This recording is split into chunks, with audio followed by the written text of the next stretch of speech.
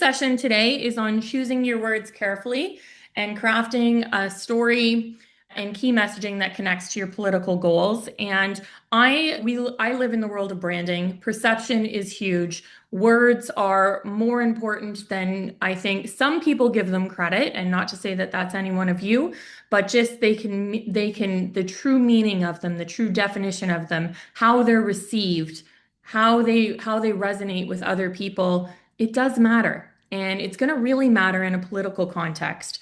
So I'll start off with just obviously saying that leadership in Canadian politics begins with clarity. And when your message is true to your values, people do not just hear you, they trust you. And I'm a huge proponent of the five-letter T word. You're going to hear it often tonight because when we're crafting our key messaging, when we're choosing words intentionally to come up with a key narrative, to come up with key phrases, how you're going to speak with someone, what words are intrinsically ones that are yours, they authentically are you. Trust is key. And that's how you build it. So I'm going to start off with a little bit of kind of exploration on the topic of trust. For anybody that is looking for a great book to add to a book list, I highly, highly recommend The Trust Edge by David Horsiger. He has 8 pillars of trust, and I didn't pick up his thing. He puts every word in, it starts with a C. It's very easy to remember, but I encourage you to check that out. The 8 pillars of trust is something we use here at my firm, and we use it in the context of how we work with our customers and develop trust and how we work as a team. So it's a great one. I highly recommend checking it out. So let's talk about kind of the top 10 ways that you can build trust in a political realm and kind of what that will do. So if we look at this, we'll talk about the consistency. Consistency is a word I use often as it relates to branding, as it relates to key messaging. Anything that you do from a brand perspective, whether it's aesthetic, whether it's key messaging, we're always emphasizing the importance of consistency. And that is truthfully very, very key.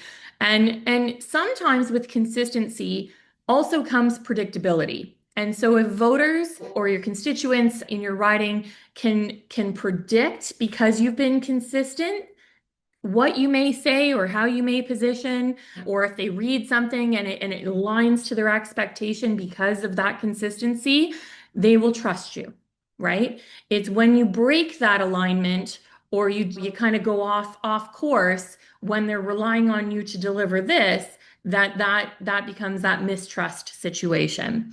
And so consistency in your messaging, consistency in your behavior, consistency in your tone and the decisions that you make help people to understand not only who you are and what you stand for, but also how they can align with your values and understand your stance. And that's an important piece that is heavily weighted in my mind in terms of how you can really build trust. But on the flip side of that, if you don't understand the power of this, you can lose it too, really, really quickly. The second element is practice radical transparency. I love this term, radical transparency, because it's about being almost unexpected sometimes because we haven't witnessed it all the time in a political context, but explaining why you make decisions, not just what you decided, is certainly a component of transparency. And I think as Canadians, we respond well to leaders who are open about process and constraints, and if something changes and they acknowledge it, clarifying reasons and how you're going to move forward. Like there's a certain mix there. There's a sort, almost like a formula that if you acknowledge it, you kind of say why you made the decision and then how you're going to apply it. There, that builds trust, right? So practicing radical transparency is number 2. Number 3, engaging regularly and authentically. I know this is a word we've heard often. It's been trending, authenticity. And I know we've all heard it. It's no different than pivot and all other words, again, choosing your words carefully, that have perhaps been quite mainstream. But in the end, I'm always a person that believes in showing up and showing up as ourselves. And so when you show up in community spaces, not only during campaign periods or during X periods where people would expect to see you, but also during things that people wouldn't expect to see you at necessarily. And you engage in those two-way conversations and not broadcasts, but conversations. There's something really, really memorable about that engagement that people won't soon forget. So asking questions without assumptions and avoiding that kind of rehearsed response unless it's absolutely necessary because it's a bit contentious or it's something you have to be very, very specific on.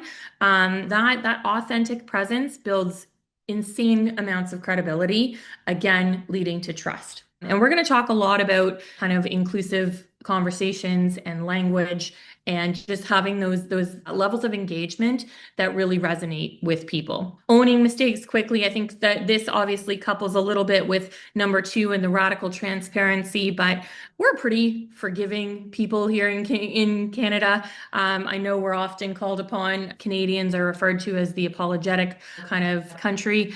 And I think we are forgiving of certain circumstances, but particularly when there's ownership, when there's responsibility, when there's not a deferral or deflection, but rather an acknowledgement that demonstrates maturity and accountability. And so, again, during any moment where that may be irrelevant to a topic that you may be discussing, this is where that ownership comes into place, and just that authenticity, the accountability piece is really important. Use clear, inclusive language, avoiding jargon, insider terms. So sometimes it seems like we should simplify things, right? And while we want to use words that are authentically us, and I'm going to encourage that piece of it, you also want to make sure that there's how could that word be perceived? Is there any reason why you should double, triple, quadruple think about it? Be very intentional about it. And we're going to go through an exercise a little bit later on that will probably highlight some things that we may not consider. And I'm certain there's probably a moment in some of that for some of you. I know that component I've done a few times, and most times in presentation, people have said, "Wow, I actually didn't think of that." And so being very intentional with inclusion and inclusive language, what that does is it signals respect and awareness of the diversity of the people that you are representing. And that's an important component. Aligning your message with real action. Nothing erodes trust faster than misalignment between words and behavior. Say one thing, do another. Now you've lost me, right? And I think there's something really important about making sure that you keep the commitments that you make, that you share progress updates and highlight measurable actions. Even the small wins matter, and it's all in how they're communicated and the transparency to which they are. The seventh one is elevating community voices, and I think it's not only your voice that matters, but also how you speak to the voices you represent, and just highlighting stories, priorities, solutions that originate from the community you serve. And this really shifts the narrative from kind of me to us. And there, again, that's a really powerful storytelling messaging component that I would certainly encourage you to be very intentional about including in the way in which you approach your communications.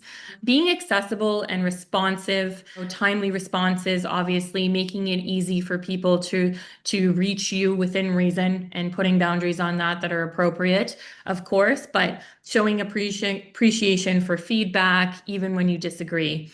And when we're talking about those types of things, what I'm alluding to in the context of what I'm speaking to today is thinking about responses that are very reflective of your style, how you communicate, words you would use, and just in all different aspects. If you're crafting messaging or responses and being very intentional about including those into your communications, both verbal and written, it's really important to really nail down how you need to say that is going to be consistent for you in any context. And we're gonna unpack a little bit further the importance of that word selection, but it is really a very powerful tool.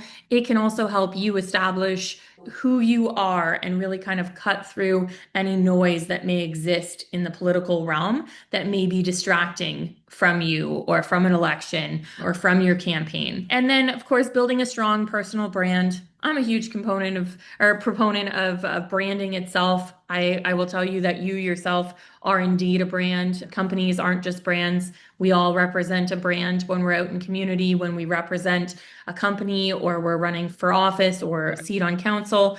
And so your brand is obviously the impression that people remember when you are not there. What have you left on them? How have you made them feel? And how do you want to make them feel? Is a question I often ask people to ask themselves. It's a very reflective exercise. Again, words matter. One of the words that I personally selected as a word that I want people to think about when they've met me is I want them to be a little bit intrigued, right? I want them to want to be inspired to have more conversation with me, and I want them to feel at ease. I want them to feel comfortable. I want them to feel accepted.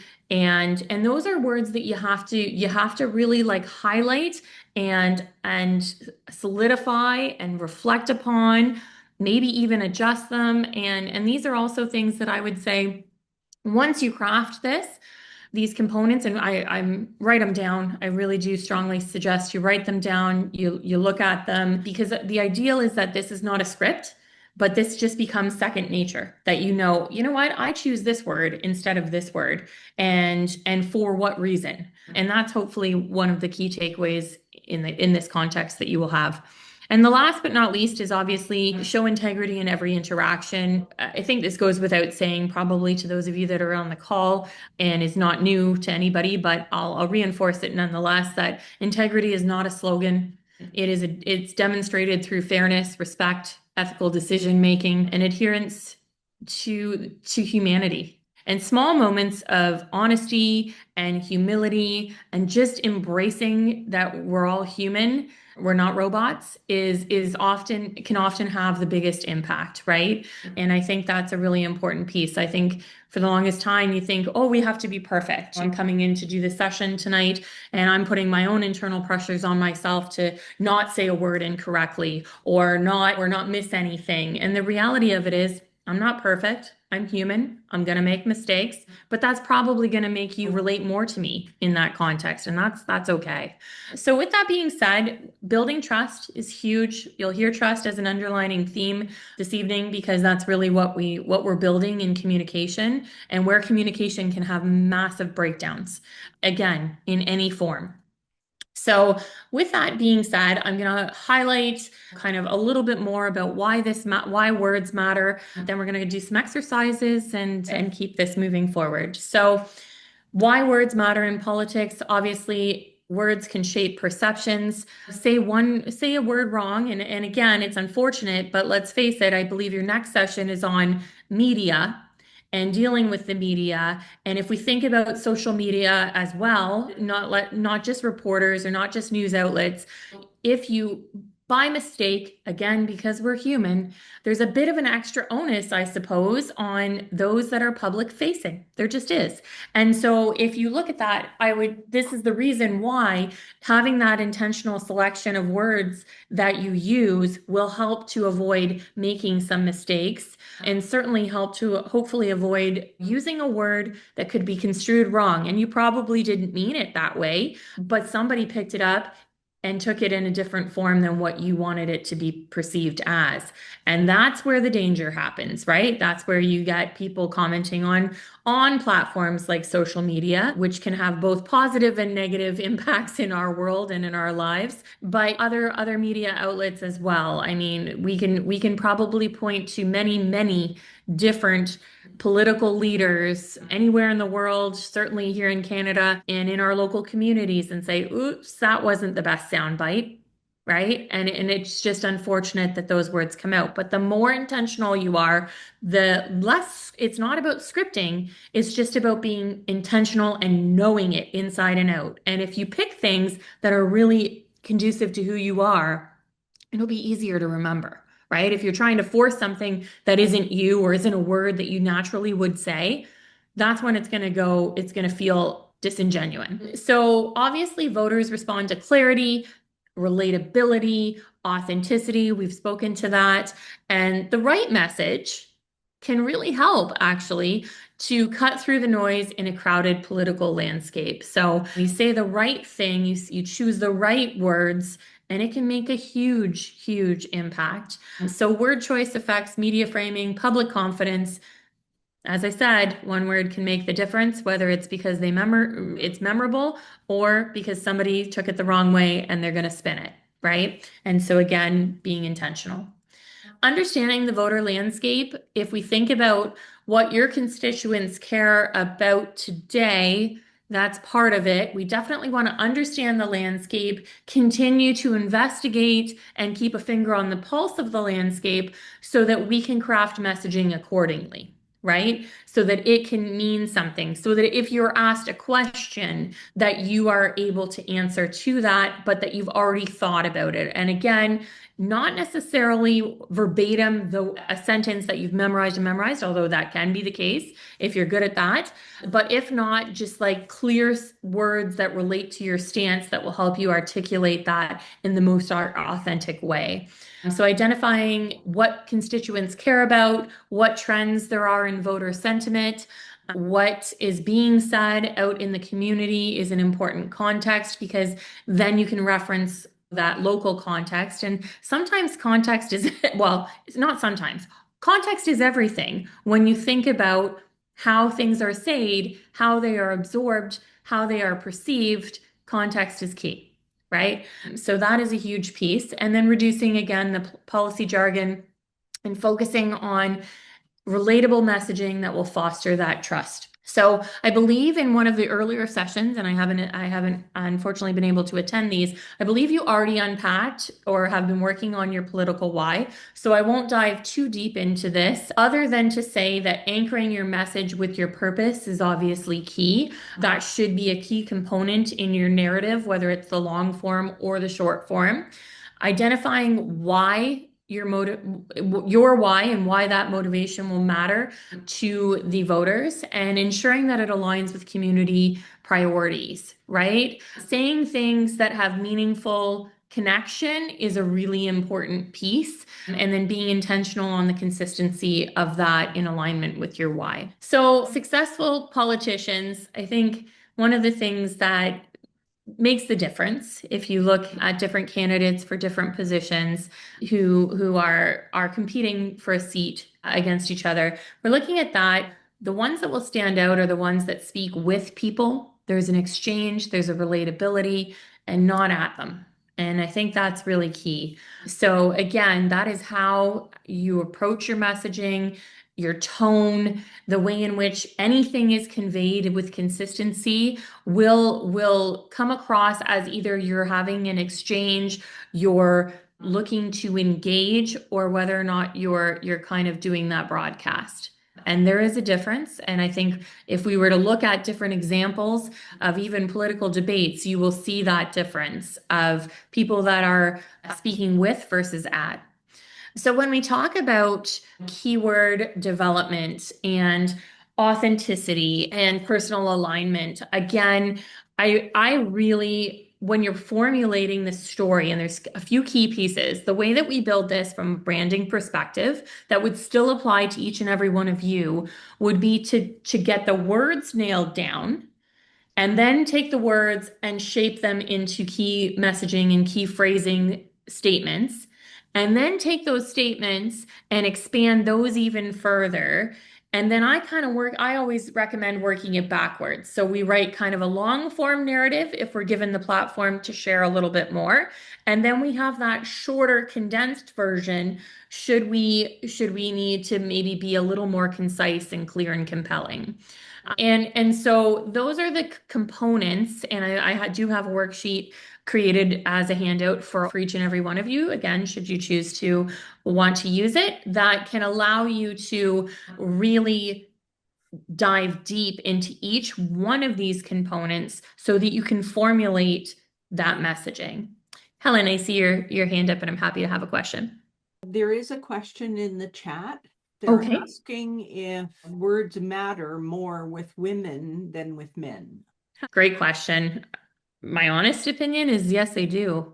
Yes, they do. And maybe that's my lived experience bias coming through. And again, it's an opinion question, really and truthfully, but I don't have any data at my hand to suggest that I have the factual data to substantiate that. I will say from my lived experience and just knowing some of the barriers that exist out there in the political realm as well as in a corporate realm, yes, I think words matter more. And I think I actually just experienced that on a call the other day where something I said was construed as being emotional. And it was construed by being emotional from somebody that is an identifiable male. And it was not at all grounded in emotion. It was grounded in logic. So whether or not that was I can't speak for that person, but whether or not that was how that person interpreted my phrase is quite possible. And again, that's all in our perception. Could I have chosen a better word in the moment? Probably. I reflected upon that afterwards and thought, I can see where he went with that, but that was actually not my intention. And so I suppose with that in mind, again, choosing the words so that we can't have those gender biases applied to the words that we choose from anybody, from media, from social, from any perception is important for sure. Yes, Liz. Yeah, so thank you for that. That was my question, actually. Okay. And so in listening to your explanation of where you reflected back on that and felt that you perhaps chose the wrong word, Mhm. resonates with me in saying, why am I apologizing? Right? Yeah. So I just wonder what your thoughts. Did you think that as you went through that? And felt that you were apologizing for the way that you reacted and the tone that you used or the words that you used, or and then the second part of that is that just our nature as women? So thank you for that. No problem, Liz. But Liz, to answer your question, I have a very strong stance, I will say, on not being overly apologetic. That is something I've probably worked on for the last, I'm going to say 10 years. Ever since I opened up my own firm, had my own business, I was put into certain situations. I don't know if it was in my bio or not, but I have done extensive work with the chamber and was the chamber president here in London and of the board. And honestly, I noticed that it was viewed that there was a possibility that the perception on that could be weakness. And I was like, not going to happen. So it was an intentional choice that I made to say, well, why am I actually apologizing for that? So on this call the other day, in this context, I actually did not apologize. What I did was I took a moment, took a breath, and said, with all due respect, I do feel the need to clarify. You just mentioned you thought that was grounded in emotion.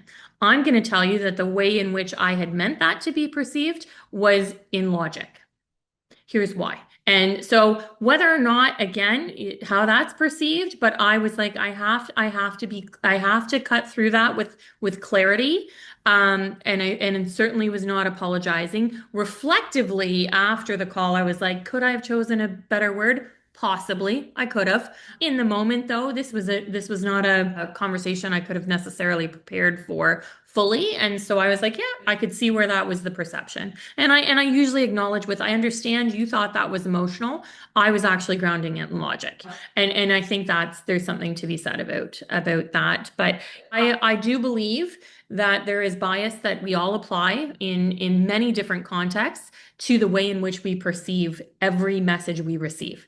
And so we have to be mindful of that. We're not going to be able to have everybody understand exactly where we're coming from, and that's just a reality of it. But the more intentional we are, and the more we take into consideration some of the things we can control, I think the better. And that's pretty much what I'm unpacking here today. Kind of making sure that you can stand by it. It is something that words that you use, you've thought about them, that they're not necessarily going against any best principles in terms of inclusive language, to which I feel a lot of people have a lot of work to do, including myself. Like we've all got work to do to deprogram some natural phrases that we say. But just being mindful of how everything aligns is really key. And being authentically yourself is also really key. Community rooted language, if there's references, if there's key components of your localized language that could be used within your statements, whether it's whether it anchors it and helps to anchor it better to make you feel more locally connected. I think those are the pieces we have to really think about and really work on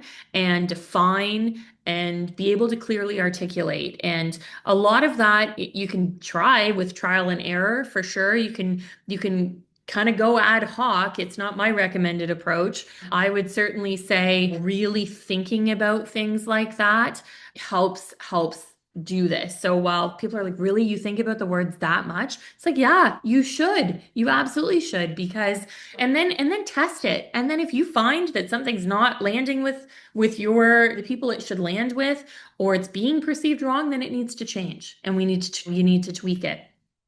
So thinking about choosing the words carefully, and there's a lot of words that we think mean the same thing, but is there a better choice, right? Is there a stronger choice? Is also something. While I'm highly recommending simplifying the language so that it can resonate with the masses. The other part of that is really understanding what are the best words that are really have the meaning I wish to convey. And sometimes we default to very common terms, and that's also not necessarily where you should go. Simple language, yes, but is it, are you choosing a word like steady, or are you choosing a word like reliable? Is it this or that, or could it be something else? And like really unpacking that, I think is an important component. So we'll keep going on to kind of obviously the emotional resonance of just understanding how things, again, we just talked about it really. Political messaging is emotional, I guess, before it's rational. And that's an interesting part. It's like people might perceive it, or because it strikes a nerve or strikes a chord with somebody, it might be perceived in an emotional context first.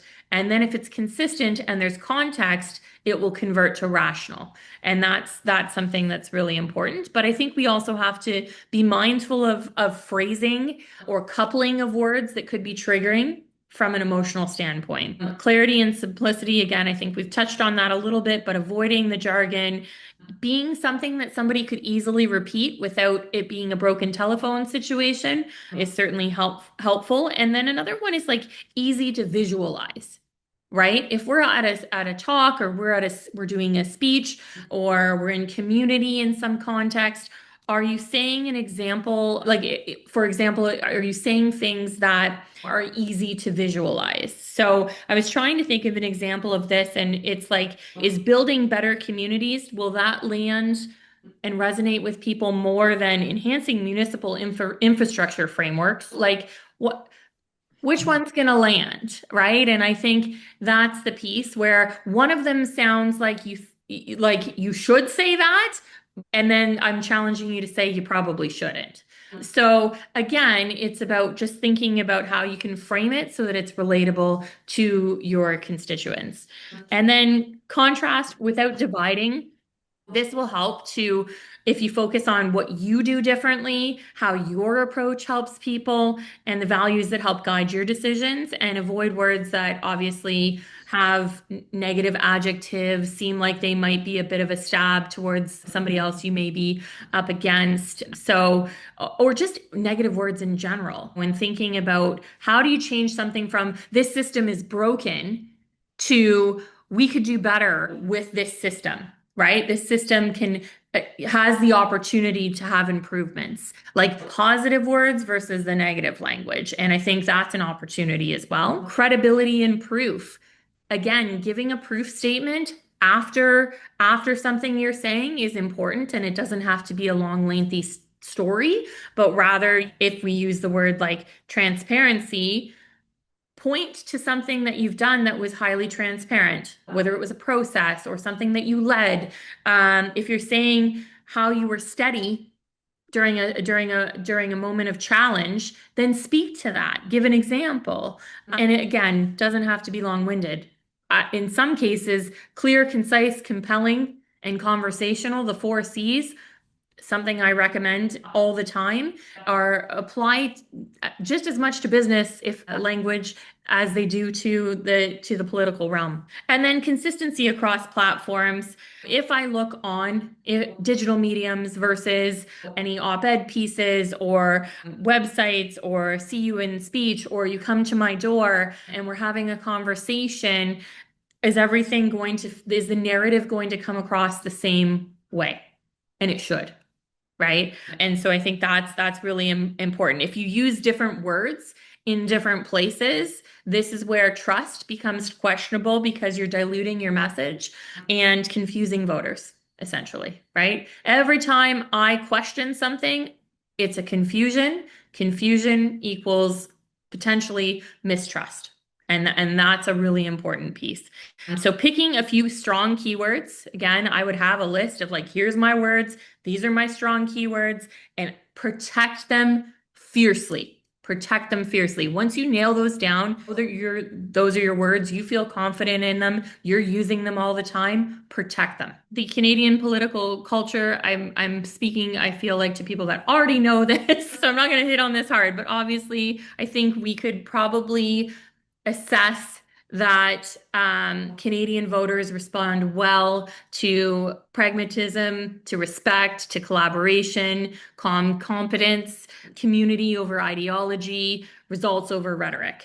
I think those are the things that I would unpack there, is just like, how do we speak in a way that we know will be well absorbed in our political climate, and to the people that need to understand us, that need to relate to us, that need to trust us. And being thoughtful, being practical, being community minded are all very important, just as well as number 10, which is the future focused framing. And I think there's something to be said about inspiring confidence in tomorrow. As humans, we all need to be inspired for tomorrow. And so I think these help to frame somebody in a very kind of like, if you think about, if I want to be viewed as somebody that can take a challenge and come up with a great solution for it, right? If I'm a great problem solver or a change maker, if I'm a builder of community, how do I phrase that in a futuristic way? And coming up with that phrasing is an important part of that will come into context at some point in time. So yeah, so I think that unpacks kind of, again, choosing words carefully. It's a big exercise. It's probably, once you do this part, stage 1, then the key phrasing comes next. Then the key narratives, as I said, come after that. And I would challenge you to be just as intentional with your written communication as well. I think one of the ways to be memorable, and I'll tell you just from lived experience and something I did a long time ago that I actually didn't think would resonate with people as much as it did, or be as noticeable, is how you sign off in an email exchange, for instance, or how you kind of dare to be different, dare to be yourself, embrace your authentic approach. Is just, do you use that regular salutation, or do you say something a little bit more unique?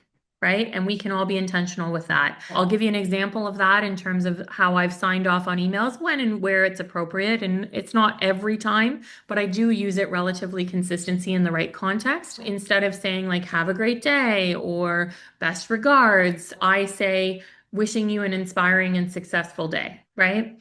So again, that is one of the things with my intentional choices that I'm relatively consistent with. Context is key, but people notice.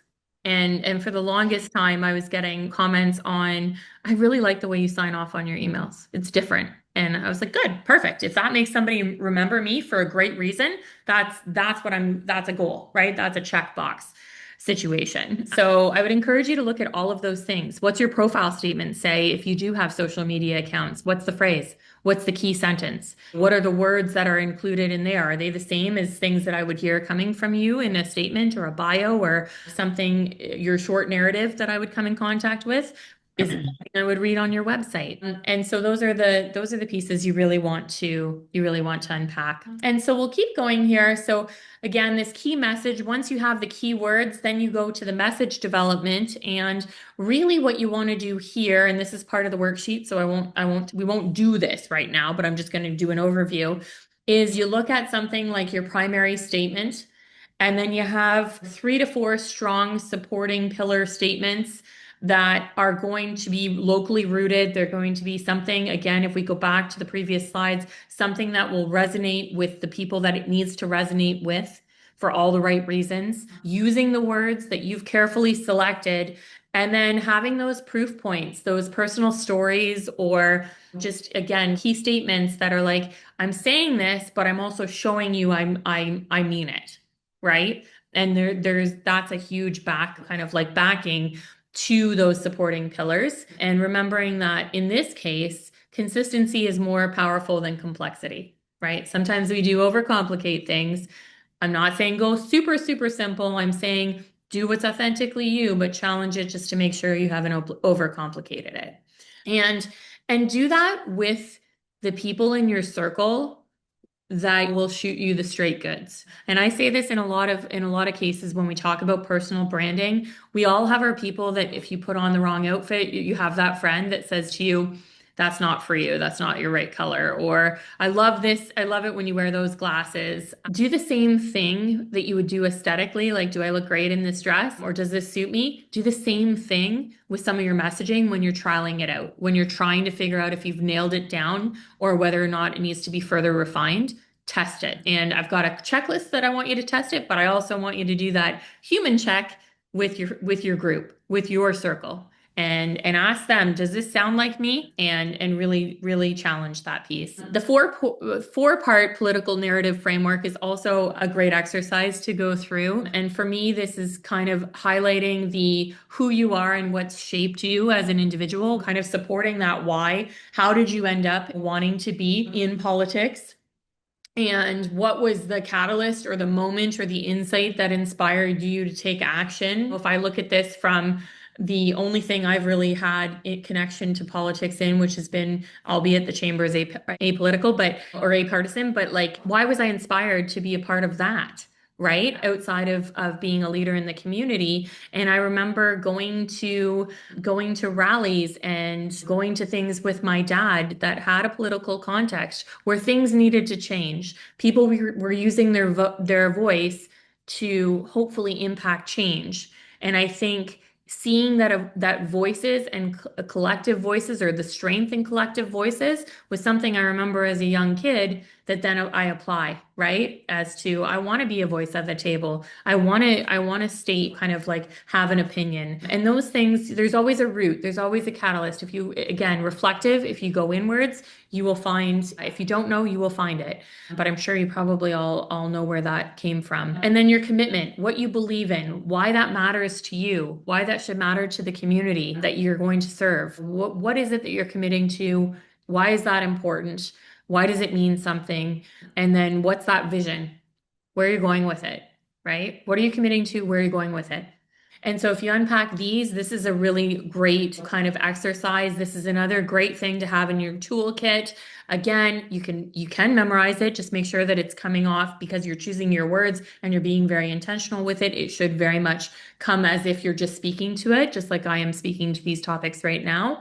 But again, be intentional with it. So that's another great exercise to go through, is kind of that 4-part political narrative. I always try to like give things to memorize this by or to think about it. And if you think about it in the context of a sandwich or a burger and you think about kind of the outer shells being kind of where you came from and where you're going, and the inner part being that commitment piece is probably the most substantial when people are listening. And then that toppings of just like, well, why did you get here? Right? What was that catalyst? So if you think about it in that context, if it's easier to remember, I'm always one that likes to give different memory tricks. So then avoiding generic political speak, I think speaking from your values and not from scripts, being cognizant of cliche messages that will likely not connect because people have already heard them. I mean, how many of you cringe if I say the word pivot, right? I literally was at an event this morning, and there was a little bit of a joke on that. And even the joke on the pivot was like, oh, I don't love that word. Different words that exist that have been overused, misconstrued, just became, they're done. That's had its time. So make sure that you're going far away from those types of things where people already has a visceral response with people, and incorporate how your lived experience strengthens your story. We all have it, and understanding and reflecting or tying it as comfortable as you are with that does help to strengthen your story. Again, place and time and context is important, and how you share that is important. But I think there's something to be said about anchoring that with lived experience as well. And then the message testing for clarity and impact. So this is a good one. It is on the worksheet, so don't worry about kind of writing it down. But I think once you get all the messaging down, particularly the key phrasing and the short narrative or things that people would read in statements, test it. Is it easy to repeat? Does it align with your why? Will it resonate with the lived realities of voters? Is it free of jargon and insider language? Does it align to best practices in inclusive language usage? All of those things matter. It's the last test after you've already done that human test with your circle of influence. Also, you can do this test just to make sure you've got it kind of really solid and you feel very confident that you have really turned it on all sides, right? And I think there's real power. You'll find there's real power in that. So this is a bit of a segue into the inclusive language. I'm not gonna spend a ton of time on the inclusive language. I'm also being mindful of time and understanding people may also have questions that I'm happy to answer or unpack with you. But I do want to go through this a little bit. So we'll go through the first part here. The words we choose shape who feels seen. That's an impactful line. Inclusive language ensures that no voice is pushed to the margins and every community knows they matter. And this is something that we are a lot more mindful of today. A lot of people are doing an amazing job kind of reprogramming some language we may have been used to that is not as appropriate nowadays. And there's a bit of a reprogramming happening. I know myself, I am doing that, and I'm going to continue to do that probably for the rest of my life. But just wanting people when they're with me, that's important to ensure that they feel seen and heard and understood and valued. And in doing so, I have to be very mindful of my language choices. And I'm trying to teach my kids that exact same thing, right? It's just being mindful of some of the choices. Now, I'm going to tell you that some of this you will already know, so apologies for if it's repetitive, use it as a reminder at best, but there are probably, I would think at least one maybe in here that you might be like, oh yeah, that. So let's go through them. So kind of using people first or identity first language according to preference. So the default to people first language is people with disabilities, students experiencing homelessness. Unless a community commonly prefers identity first, like disabled person, and you'll know from the community how it's communicated from the community itself, you should align to that, right? We should be mindful. We should be taking note of how things are being communicated. And when in doubt, the other part is to ask.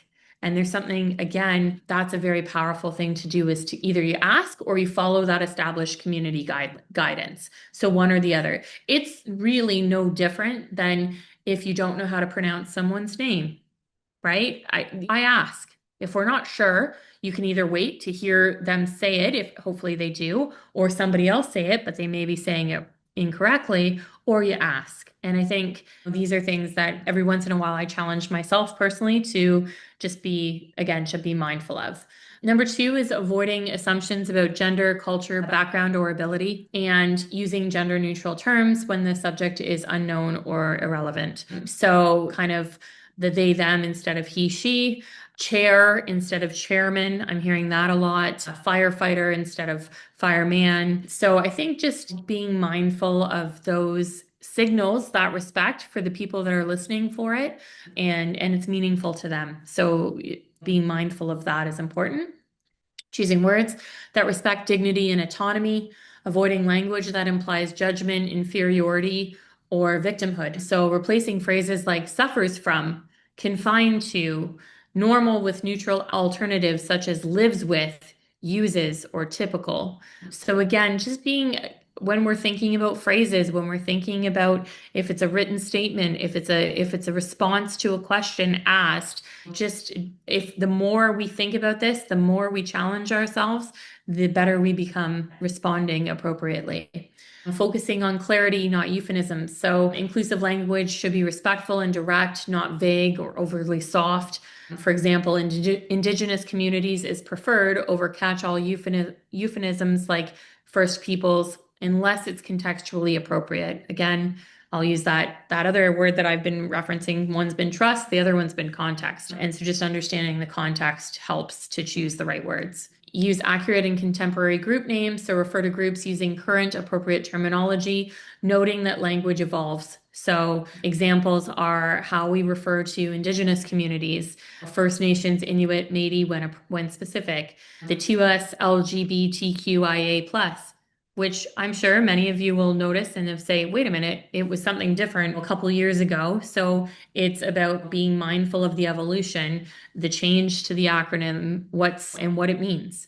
And then racialized communities as another example. Avoiding generalizations and stereotypes, not using language that implies one experience represents an entire community. That one could be an easy mistake to make in words. Again, not intentionally meant to be harmful, but could be felt that way. So choosing evidence-based statements and avoiding framing people as monolithic groups is really important, and I would say definitely would be relevant in a political aspect and statements that could be made. Be mindful of context and power dynamics. In political or leadership communication, consider how language may unintentionally reinforce power imbalances or exclude marginalized voices. If we think of power dynamics, one that comes to mind for me is always that top-down power dynamic. It's like we can say, oh, well, we've made this decision on your behalf. Or we can say, we'd like to consult with you, and here's where we're at. How do you feel about this? Or the way in which you kind of phrase that is such a huge difference, right? And I noticed that even with a small team dynamic, I'm the kind of like the owner and the leader at the top. I want to make sure that everybody feels like they're included in that. And even if I've arrived at a destination, having them join me in the way in which I position it is really powerful, right? And then everybody has a sense of belonging or a voice, and I think that's an important piece. And then 8, prioritizing accessibility in writing and speech. So using plain language where possible, particularly if in your community, we recognize that you may have obviously newcomers to the community, people with cognitive disabilities, people reading through assistive technologies, broader public comprehension. So obviously this is plain language where possible across multi-channel applications, right? Online, offline, verbal, written, just being mindful of that as well. Listen and adapt with community self-identity. So if individuals or groups articulate how they want to be referred to, respect that. Follow their lead.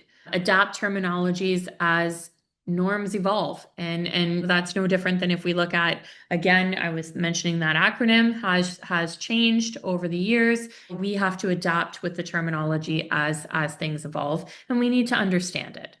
And then review for bias and loaded language. We all have bias. We know that. So recognizing that, and particularly before putting something in writing, as well as speaking, again, if you're public facing, that's really important.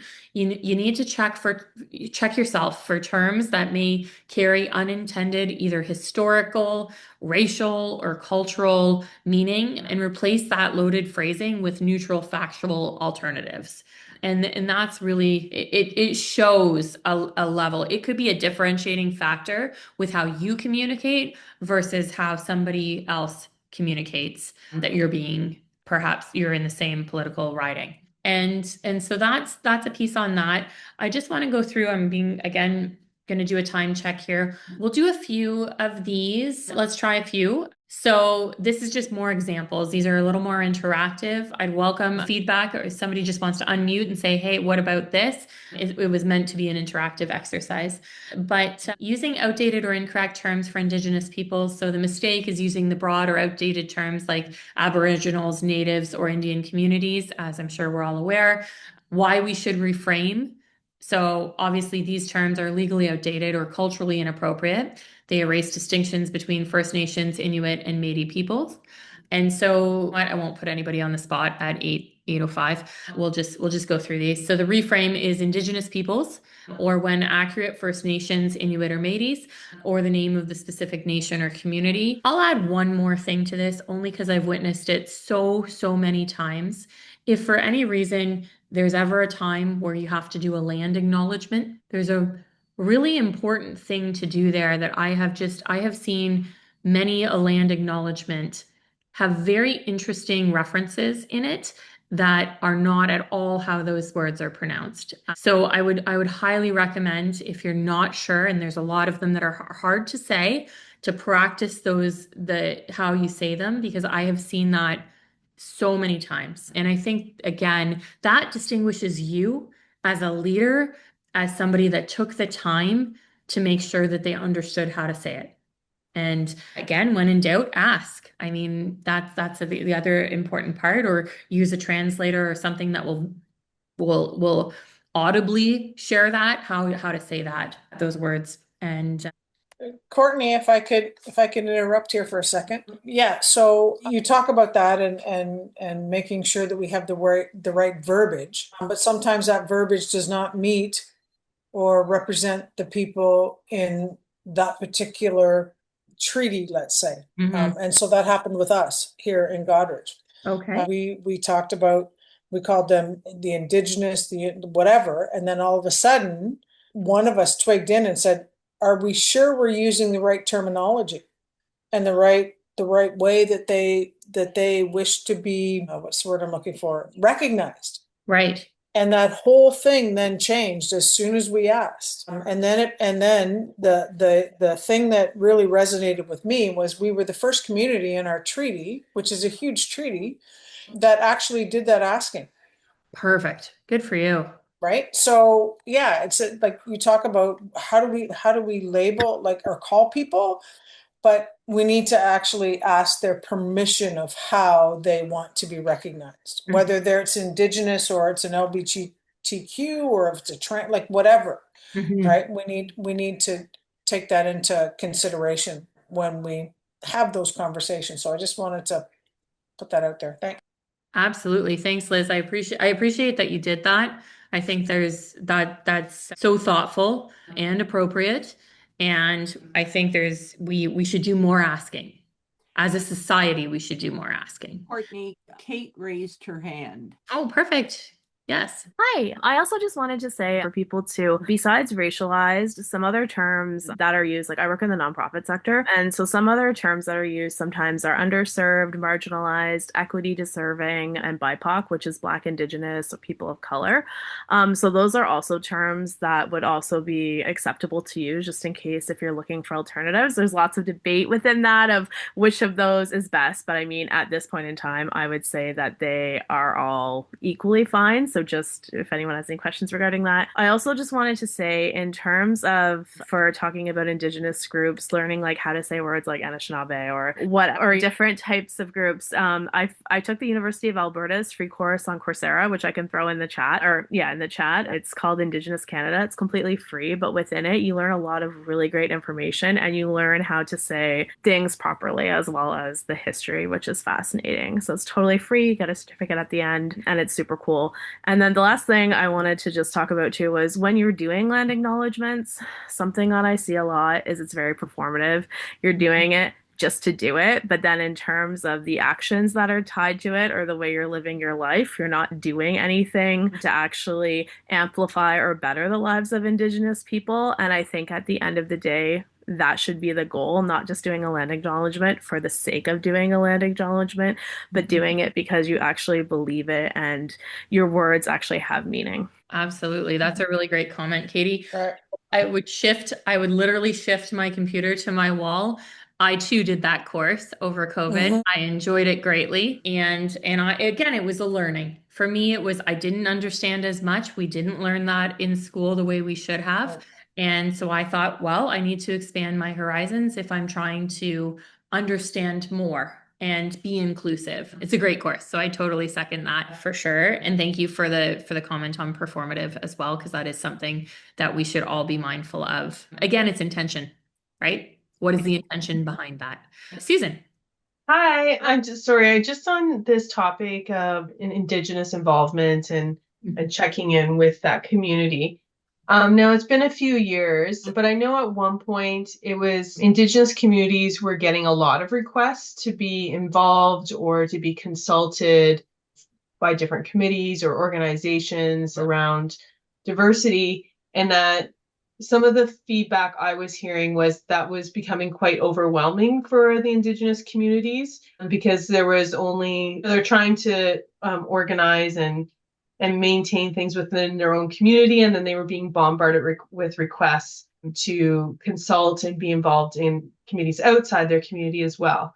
So I'm just wondering, I know a couple people have commented on things. I didn't know if Liz or Katie, if you have any more recent experience on what that's like to reach out to an Indigenous community and what your experiences may or may not have been like. Yeah, I'll just tap in here for a moment. So when our first council started in 2022, right? We did the land acknowledgement. And again, it just seemed to be extremely performative. It was like, oh, everyone else is doing it. So we felt that we had to do it. So huge discussion just came about and we removed it from our council agenda. But in saying that, it didn't mean that we weren't cognizant of the issues for the people along Lake Huron up into Saugeen Shores in our treaty area. But what we made sure that we did was that we have to have education and we are educating ourselves. So the young lady that talked about the Coursera course, I mean, I did that when that first came out and I made it very clear to our council and to our senior staff that this is a good starting point to learn about it, right? And get our, for the lack of a better word, shit together and understand how we got to where we are and the people that had this land before us. So we started that, and then we have had many, many things come to council in the last year and a half where we need to have the conservation areas tap in, fisheries tap in, national defense tap in. But the biggest one that we must make sure that we get information from, either an agreement or disagreement, is from those in our treaty. And so it can become very frustrating when we have projects that we want to move forward.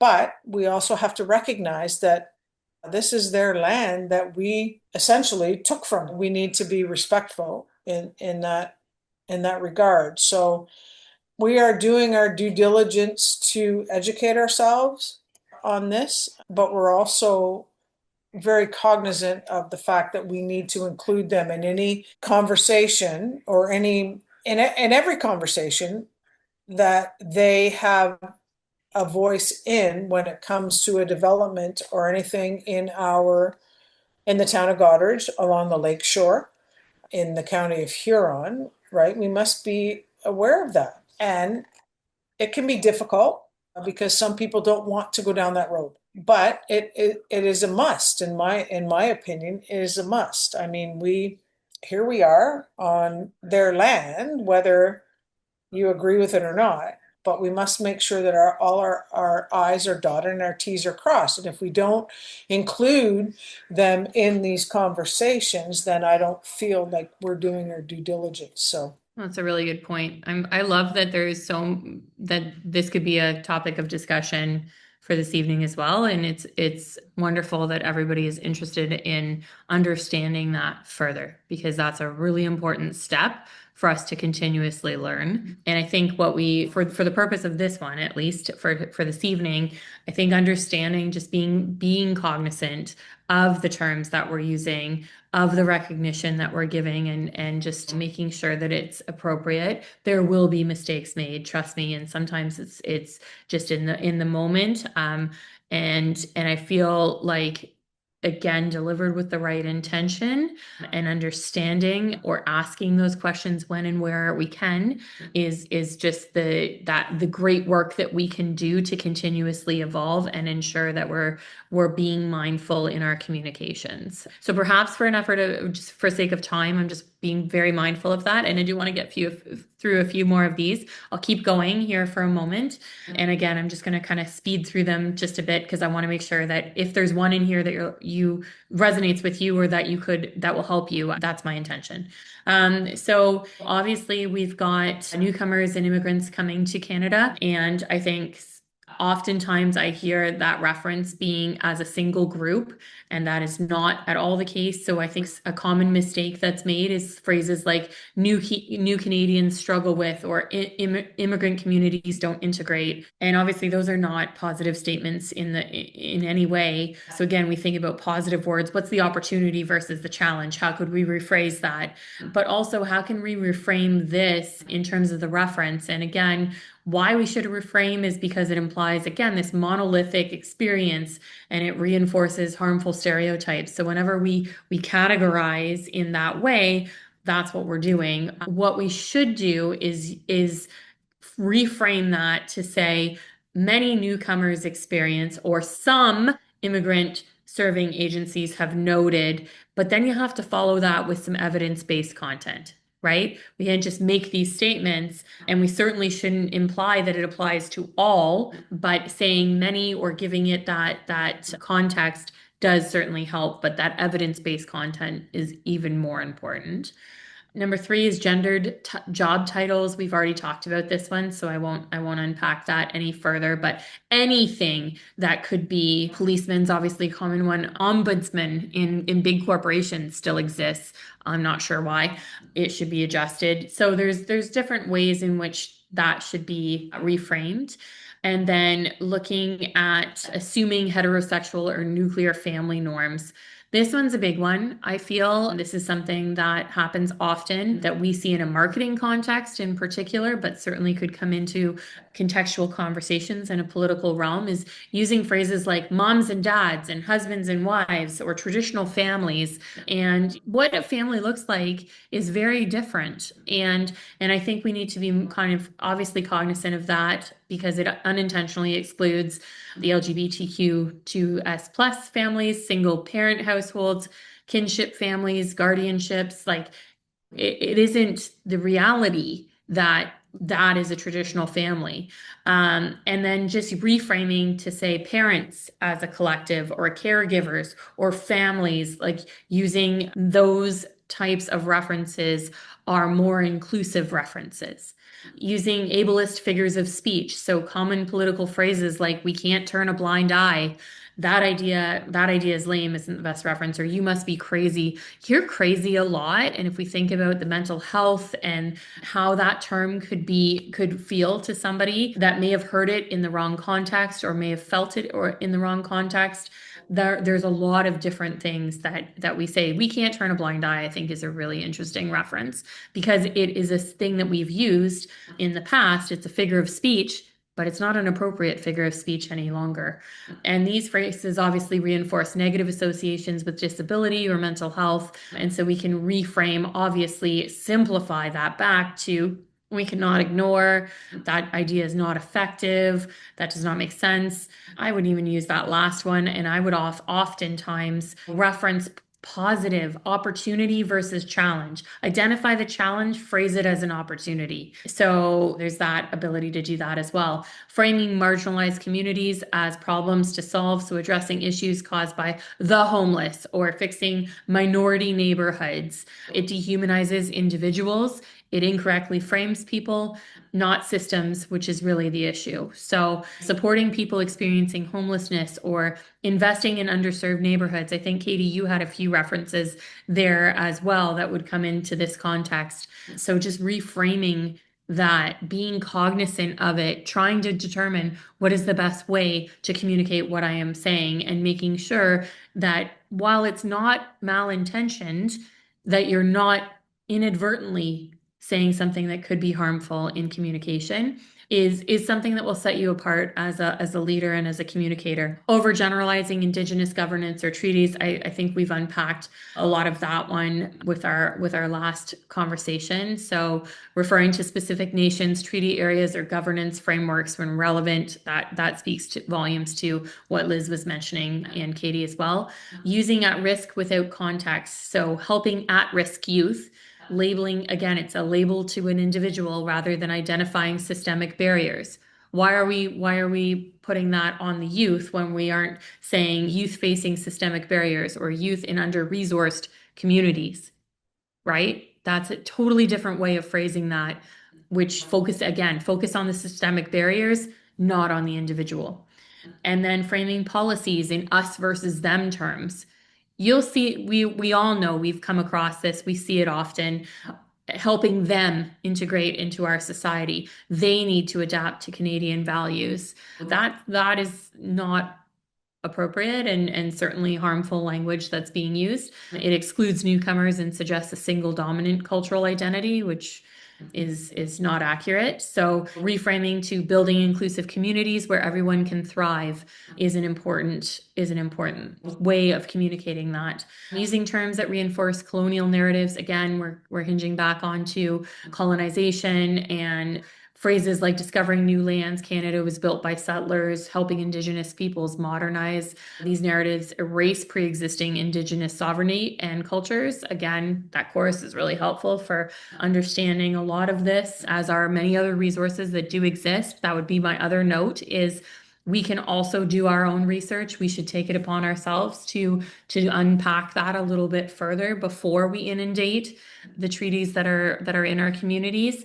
To ask, we can do research. There's a lot of different toolkits that are out there and a lot of different amazing resources that are starting to really become easily accessible. So reframing to Canadians' history includes Indigenous sovereignty, settlement, and ongoing nation-to-nation relationships.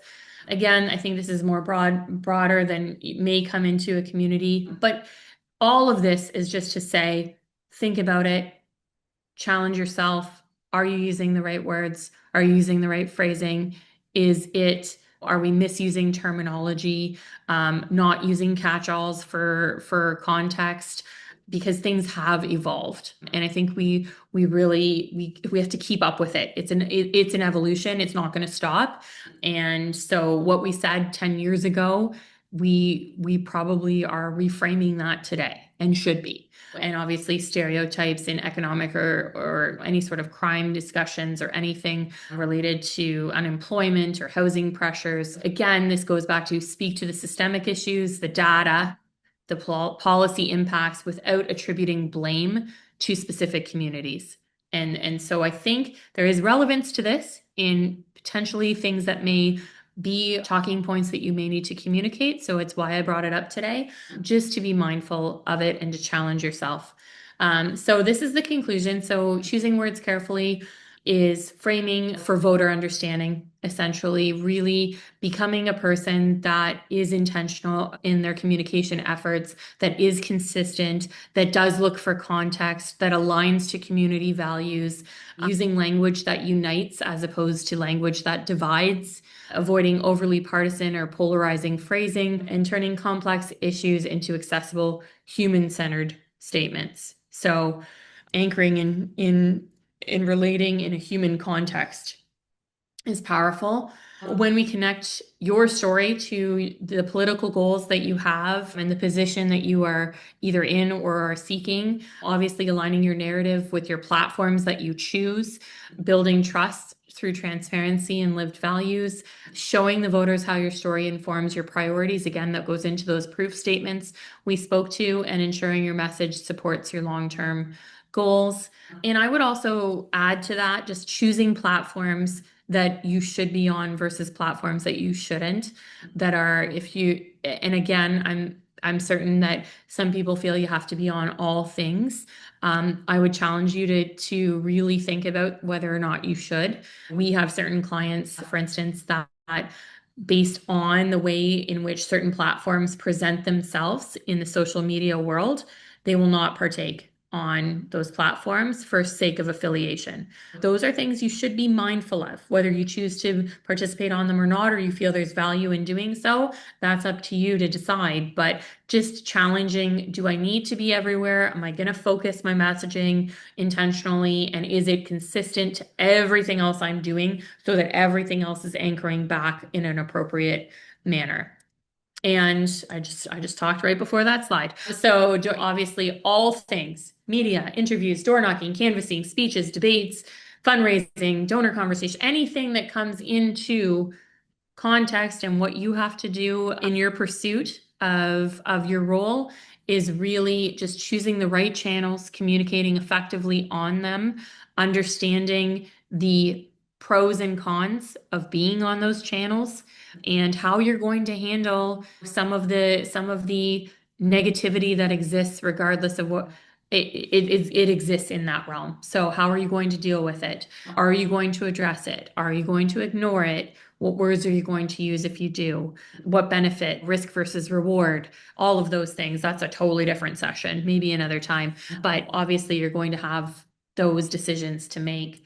And at the end of the day, we should all make every communication a little more human, speaking like a neighbor and maybe not how we've been conditioned to hear some of the political kind of narrative that has often been shared. And again, this might be historical reference. It has bias attached to it. So take what you will from that. But I think there's something really lovely about speaking like a neighbor, being mindful of your tone, your pace, your body language. We speak without words too, right? And that is something that, again, that authenticity piece, if you're saying something that you wouldn't normally say, inevitably it will come out in your body language. So just be mindful of the tone and the pace and all of the things, because people will see it. And then being confident without sounding rehearsed. None of this should sound like a script, and being you so that voters can trust who they're voting for and why. And so with that, for the couple of minutes we have left, and I'm happy to stay on if that's okay with Helen, if there are questions, but I will open the floor. Just had a comment. Avoid acronyms as well. Please don't use acronyms. You can't figure them out. And I noticed our last mayor, when he referred to people, he always said folks, you folks. Mm-hmm. And that was very generalized. And I thought that was a good word to use to include everybody. I'm assuming that's a reasonably appropriate word to use. It is, and it's funny that you say that, Tracy. So that is a more inclusive word than saying good morning, ladies and gentlemen. Mm-hmm. We have people in the room that don't identify as either. And so obviously, same with using the phrase like, oh, come on, guys, as a collective. Yeah. Yeah. Right. So I work on that one all the time with my team. It's always like, come on, team, let's figure this out. So figuring out what you can replace that with. For me, and I giggle a little bit, so folks it was put into scripts for me for some of the things some of the speaking I would do in relation to the chamber. Folks does not come off my tongue really well. So it, it isn't a word I would use, and it Yeah. very much came across as awkward, and I would stumble, I would trip over it a lot. So I had to find a replacement. So I either didn't reference, I just said good evening really loud and proud, or I would say good evening everyone. Everyone. Yeah. Right? So finding, again, that's choosing your words. For me, folks doesn't work. I really have to force myself to say it, but some people it works really well. So for me, folks is a no, but everyone is a yes. So that's what I say with find your phrases that make the most amount of sense. But those are great points. Avoiding acronyms, with you on that for sure. So, Courtney, I noticed that it is 8:30. Mhm. We can continue questions if people choose to. I would like to formally thank you for tonight's presentation, and then we can have a discussion if those attending tonight wish to do so.